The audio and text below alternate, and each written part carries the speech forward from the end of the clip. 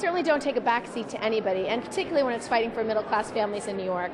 And I think these kind of comments are not only divisive, but hurtful, and they are really, I think, damaging to women. How about your response to yesterday's terror threat? Serious issue, and we've certainly read all the reports. It's something that the president's taking very seriously. It was a credible threat. And what I've been fighting for in New York is more funding for terrorism, because we are a chronic target. Since 9/11, New York's been a target 11 times. We need to make sure we have more terror funding so that our law enforcement can protect our city and our state from these kinds of attacks.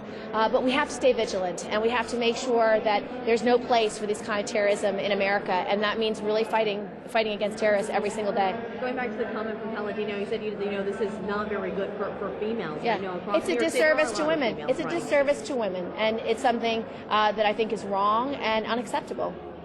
How do you counter something like that? What do you do?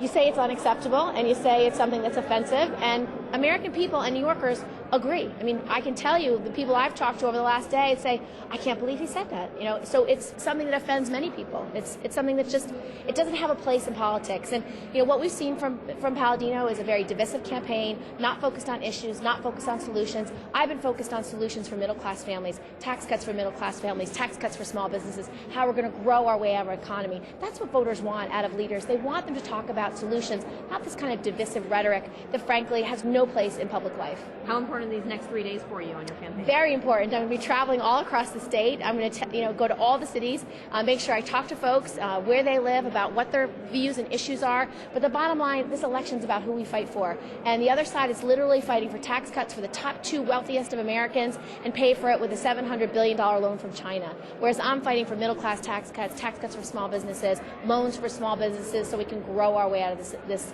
tough economy.